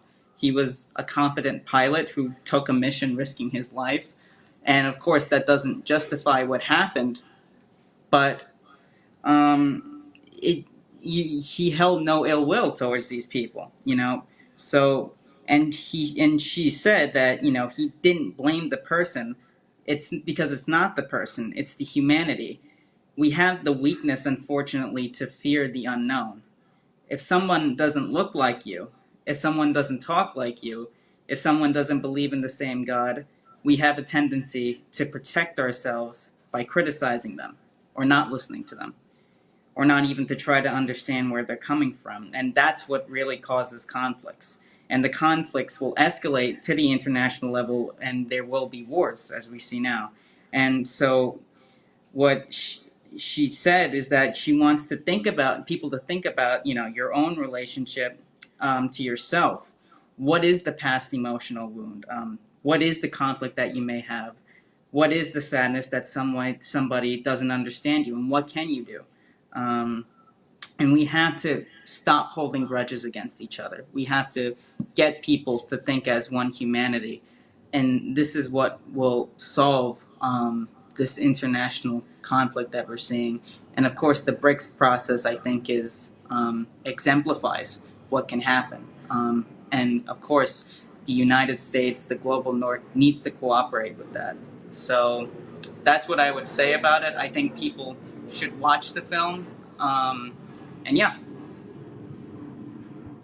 Okay, well, great. Thanks for the report, and there'll be more information about that forthcoming. What we'll do here, I want to go back for a moment to the original video we were showing of the Indian journalist describing the Palki Shwarma describing the reaction, enraged reaction of various British entities to the Indian space program, because there's something that she brings up concerning this question of, quote, foreign aid. And it's relevant, I think, to put in here in the discussion that we've had already about the BRICS New Development Bank, and what their intention is, because there's a premise that she attacks, and I want to get your response, both of your responses to what is being said here.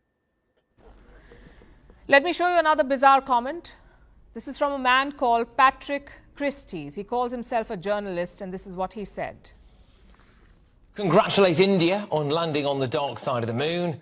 I would also like to now invite India to return the £2.3 billion foreign aid money that we sent them between 2016 and 2021.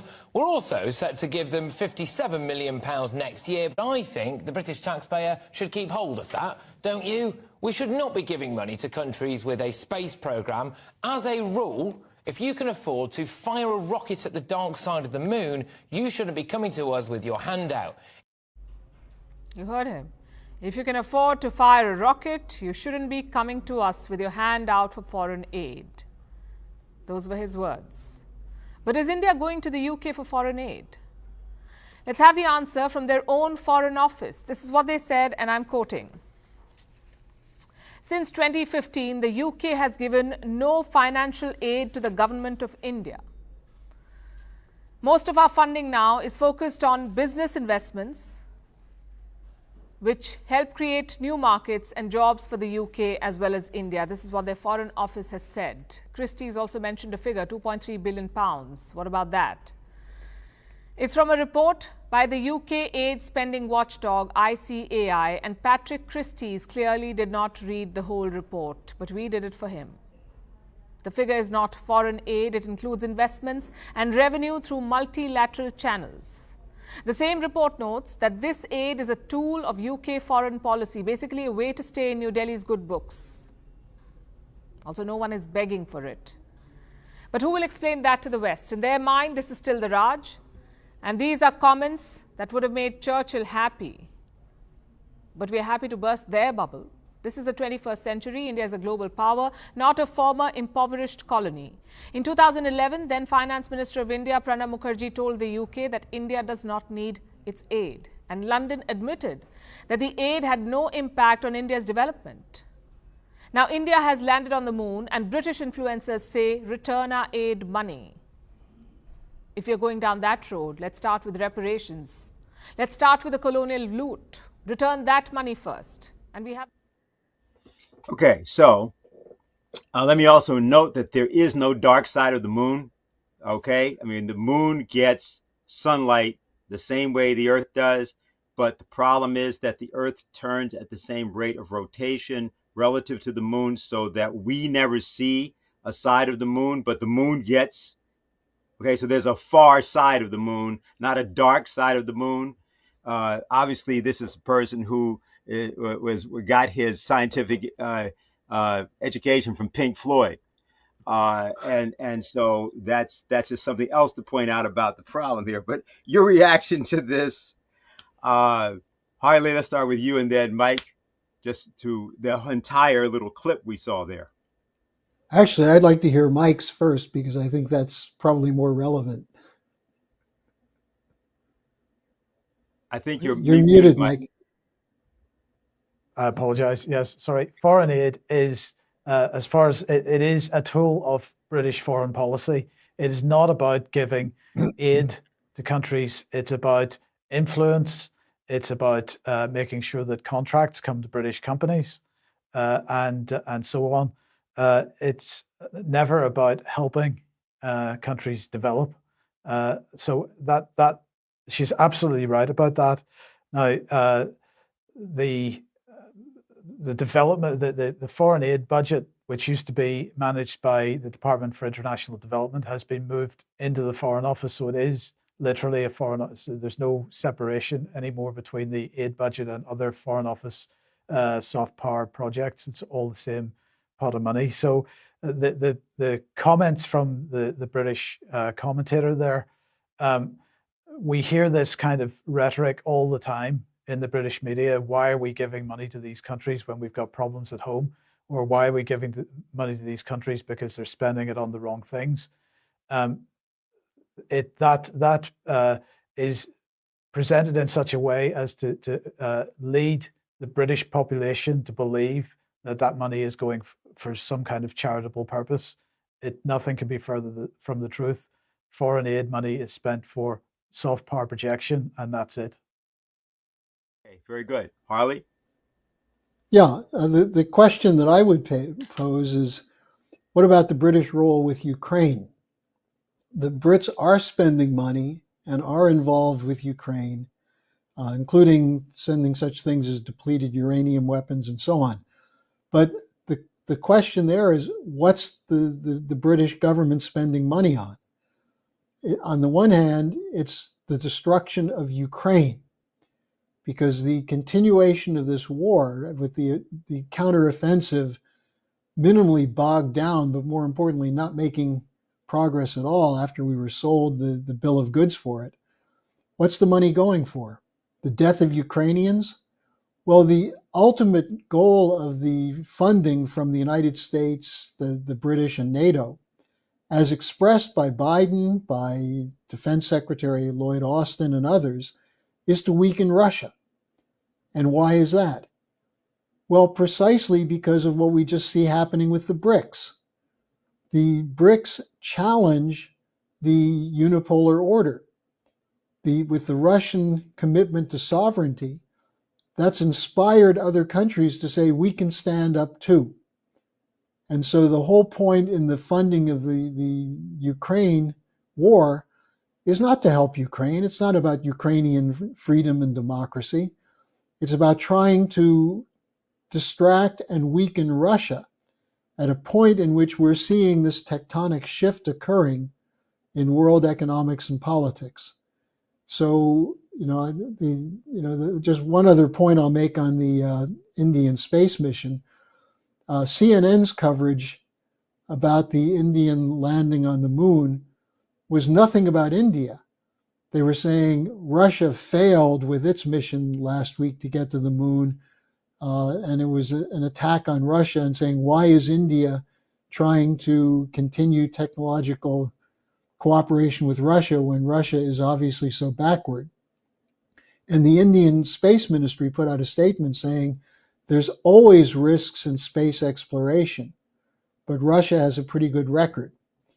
Now, I think the point here, maybe we can turn this around and ask the government of England, of the United Kingdom, while they're funding the war in Ukraine, what's happening with the National Health Service? What's happening with labor relations? What's happening with the mortgage crisis that's destroying home ownership in the United Kingdom? So while they're presenting themselves as goody two-shoes, they're destroying their own nation for the purpose of degrading Russia on behalf of geopolitical interests. So I think there are certainly many things you can say about this, but none of them does the United Kingdom come out looking good. Yeah, okay. So we're sort of winding down to in terms of the last questions. I have the following from Thomas. He wants to know this. I want to ask a question about the BRICS member South Africa, where most of the financial wealth and the assets of the country are owned by financial cartels and the oligarchy. Will the South African government be able to take control over these and the assets given their alliance with the BRICS? So that's the question. Harley, why don't you take that, get us started on this? Well, it's something that should happen. I mean, the point is that if we're talking about transformation of the global economy, there will be implications for every country involved. And I think one of the things in South Africa is that in spite of its raw material wealth, it still has remnants of the old colonial system. Now, some people say that's because of the African National Congress, that's because of the government. I think it's much more a carryover from the whole International Monetary Fund policy. Look, you have the same thing in Russia. There's a whole fight in Russia over who's going to control the central bank of Russia. So we're at a point where all these things can and must change. And one of the questions that came up around the whole BRICS conference is, are we going to have a new financial system? Are they going to have a new gold-backed system to replace the dollar? And what the people from China said, what the Russians said, we're in a process of change. it's going to take some time. It's going to take some patience. It's going to take some working through, but it is happening and it's unstoppable. So all of these questions, such as the one Thomas asked, these are up for the deliberation of the sovereign governments and not for the unipolar order to dictate. And I think it's going to be a longer process than people expect, but I think it's happening quicker because of the mistakes being made by the Western governments. So, we'll see some change. I think this question of sovereignty is going to be an important one, but not just sovereignty, of cooperation and collaboration. Any thoughts at all on that question, Mike? No, I don't think there's anything I could really add to that. Okay, I think that's probably right. I think at this point we covered pretty much everything, especially given the topic of BRICS. Well, now what now at this point, let's reference Prigozhin, okay? Because and I'll put it this way, just for everybody viewing, because the media loves to play these tricks where they'll take something and make it and sensationalize it as being a truly significant event. It's not that it should be not talked about at all. I think the point in this, program, we can reference it. To have done it up to now would have been a complete distraction. I think that's also partially one of the purposes of this. But Harley, let's just start with you, your own thoughts about the role or lack of role of the apparent death of Prigozhin and its impact on Wagner in the last week, which of course seems to have occurred. Of course, nobody actually knows. I don't think there's still not an official statement from the Russian government, so we actually don't know that much, which is contrary to what many of the media apparently in the West seem to think they know. But any thoughts on that? Well, not knowing doesn't stop them from blaming Putin. And it's the classic case. If your dog's pregnant, Putin did it. So the idea that Putin ordered the plane shot down, and initially they said it was anti-aircraft artillery that hit the plane, and now the reports seem to be saying that there was a bomb on the plane, that Prigozhin had enemies. There's a whole lot we don't know. What we do know is that Prigozhin's operation was successful in Ukraine. The Wagner Group has been playing a role in West Africa, and it's a role of stability. I think what people are forgetting is that there are and have been French troops in these West African countries, supposedly to fight ISIS and ISIS-related Islamic terrorist organizations, not very successfully. And in fact, one of the reasons that you've had coups in some of these countries is they don't trust the French military. And in some cases, they suspect that there may be a role that's being played by the French in running these terrorist operations, just as we saw the U.S. supporting the terrorists in Syria. So Prigozhin's Wagner Group played a role in West Africa. Is that going to continue? Well, we don't know. There are reports that Putin is talking to the Wagner leadership about incorporating them into the Russian defense forces.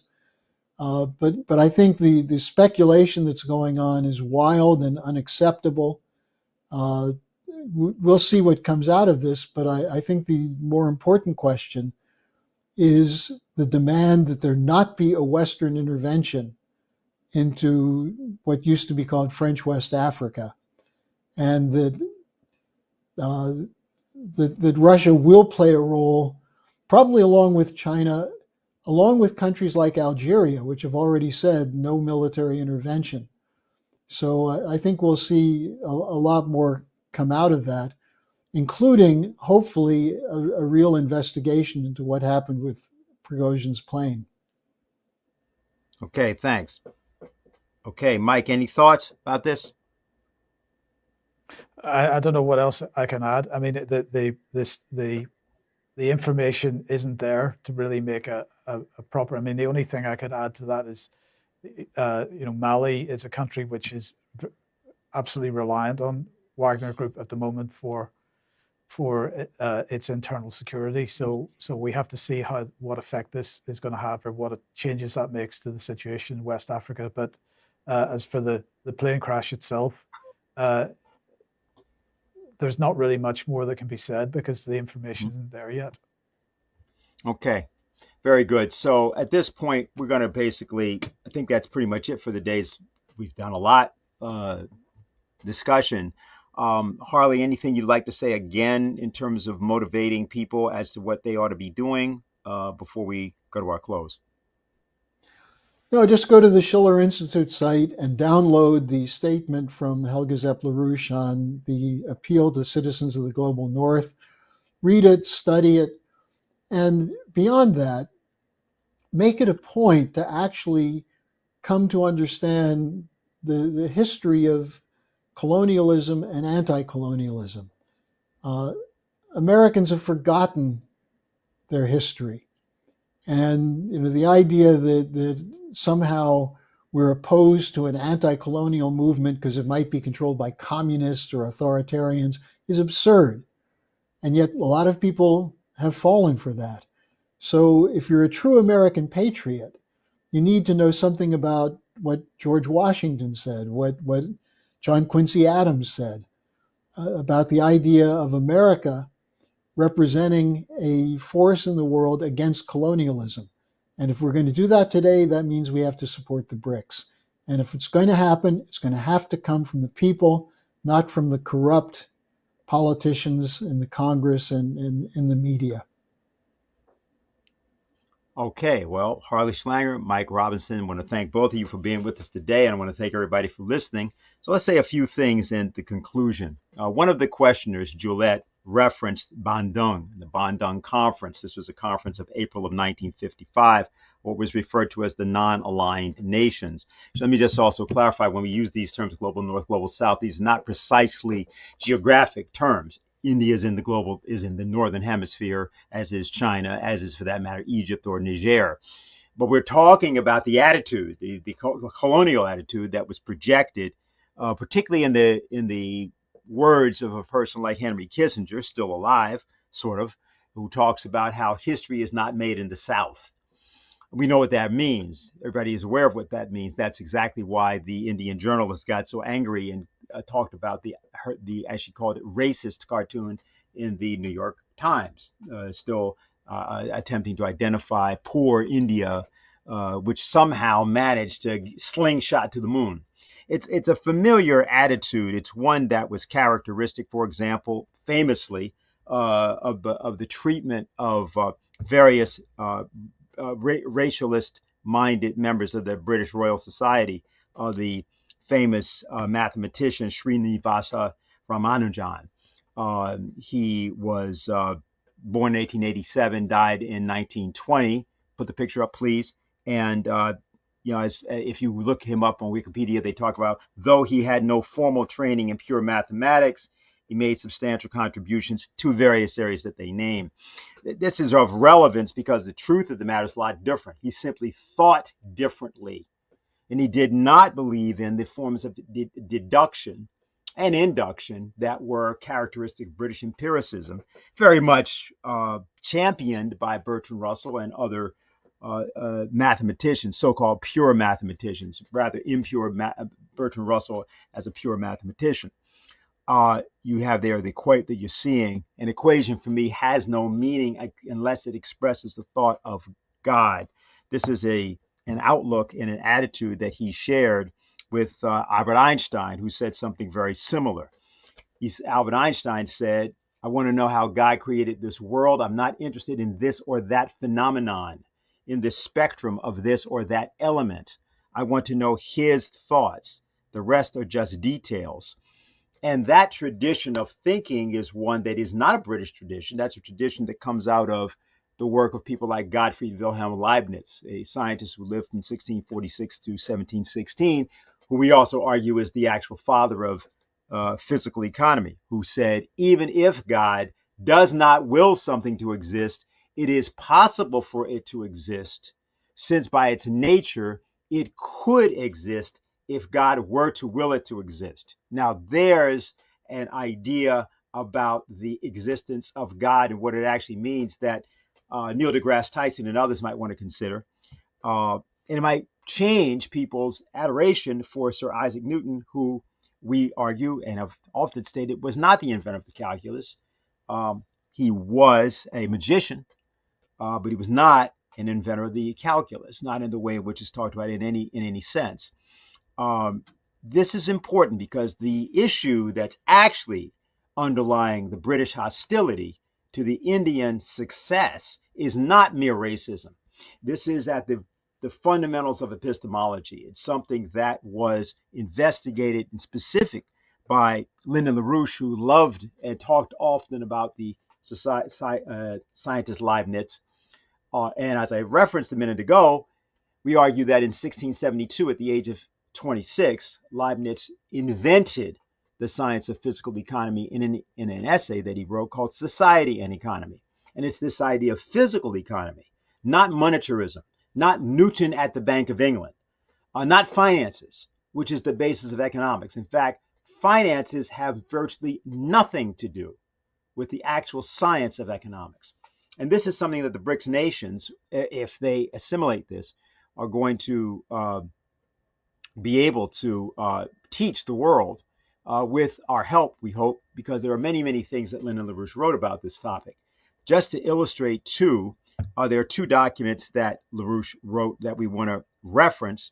We'll just put them up there on the screen for you to see.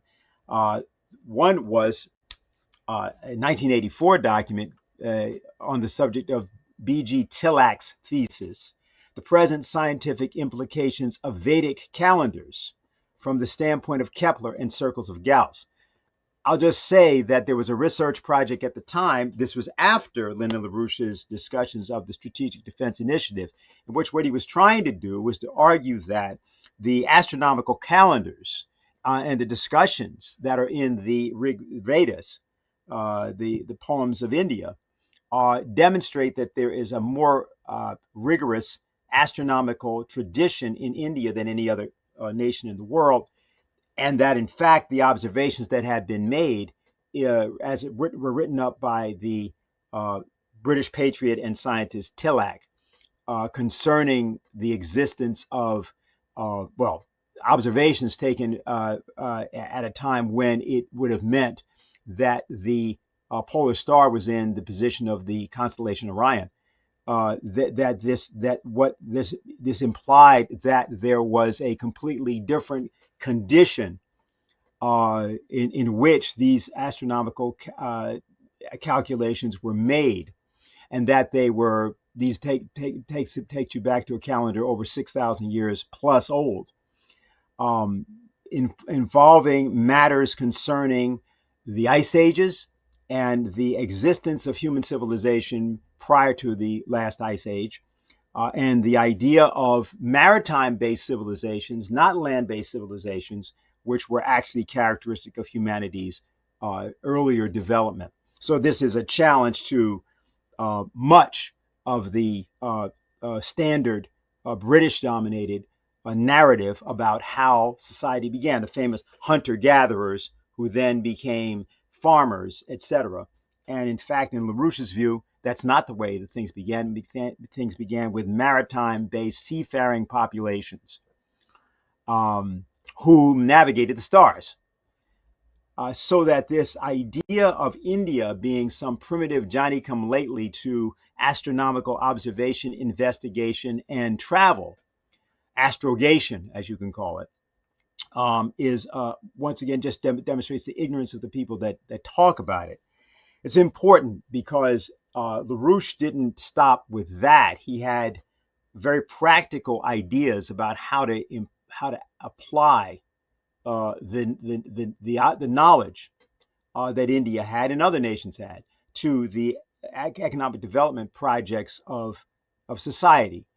He wrote something called a 50-year development policy for the Indian Pacific Ocean Basin. And this was a document that, I believe that's 1983 actually, and was a projection from then until now, essentially, right, to 2023, 2024. Other documents like Saudi Arabia in the year 2023, also written in 1983, show the same idea. So the importance of this is that what we had erupt at the BRICS summit, a summit conference a summit conference which could not see Vladimir Putin travel to it, largely because of various matters involving the International Criminal Court and actions that are being taken by the transatlantic world in the context of what is called the Ukraine war, which is really a war of NATO countries against Russia. Nonetheless, demonstrated that the will, as Helga Zepp-LaRouche put it, to advance despite the obsolete and dying objections of a colonial world doesn't really matter to these people. They're going to do it anyway. And that, of course, is because that's an actual free and independent democratization of economic development. That instead of the technological apartheid systems that have been imposed throughout recent history, on the premise that nations like India or South Africa or other nations of the so-called global South, like Tanzania or others, couldn't handle these technologies. This has been rejected. President Lula of Brazil pointed out that there is no way for Africa as a continent to develop with $800 billion of debt, but a new development bank that is prepared to capitalize actual development projects, not meaning merely a dam here or a power plant there, but what Linda LaRouche referred to as corridors of economic development. That is the actual idea. I want to reference and just point out that this weekend marked the birthday of Helga Zepp-LaRouche, and that's something that's being celebrated by various people around the world, and messages have come from some very important quarters. You can take a look perhaps at the Show Institute will make some of those available. But that probably the best birthday present that could have happened for her was what occurred in this conference, what occurred in that Indian successful mission to the moon. Let's also note that while various persons in the West were chortling about the Russian failure, with India saying what it said. Remember, 4 years ago, the Indians attempted this exact same landing and failed. And the point of the thing is, just as with the United States space program or any space program, that think of what could happen if you had joint missions. Think about the fact that the Indians claim to have spent something like $46 million on this mission. So let's just round it up to 50 million. That means that 20 such missions, or that the money equivalent for 20 such missions, that comes to $1 billion. What would happen if, whether the BRICS nations did it, or maybe even a suddenly reformed transatlantic world decided, instead of taking $100+ billion to Ukraine, there was $10 billion given for these kinds of things, the equivalent to what happened. That would mean that you could finance 20 such projects, and even if they went way over budget, 10 times over budget, that's less than 10% of what we will find we just wasted in Ukraine, because there's no way for Ukraine to win that war. Not wasted maybe from the standpoint of the military industrial complex, but wasted from the standpoint of human life, wasted from the standpoint of the American people and the people of Europe's actual livelihood and general welfare and the future. This is where the world that we can think about. Maybe there should be some sort of collaboration where, as in the case of Ramanujan, you have a kind of financing of projects precisely to take the nations, like Tanzania, like Uganda, like Botswana or others, and involve them in precisely these kinds of space programs. They don't have the resources to do that on their own. But if we think that humanity as a whole has not just a right, not just a responsibility, but has a duty to the mission, if you will, an extraterrestrial imperative to investigate the universe in order to know the thoughts of God. If that's the way we approach it, whatever may be the particular denominational shifts in that, or the lack of a, if you will, a personification of God that sort of exists in many cultures, the notion that some higher force or higher process of willful action in the universe can be discovered or not is a mission. And rather than Tony Blair's false, if you will, satanic missions of war, maybe, as Neil deGrasse Tyson said, this could be the basis for a new eruption of peace. This is the thing that we want to see, and certainly that would be a great present for all of mankind, whenever your birthday may happen to fall. And we think that that's exactly what it is that the proposal, the 10 principles, and of Helga Seppel-LaRouche for a new strategic and development architecture can make happen. So, on behalf of the LaRouche Organization, its Manhattan Project, and all those that are working with it and will be working with it, we want to thank you all for listening. We'll see you again next week.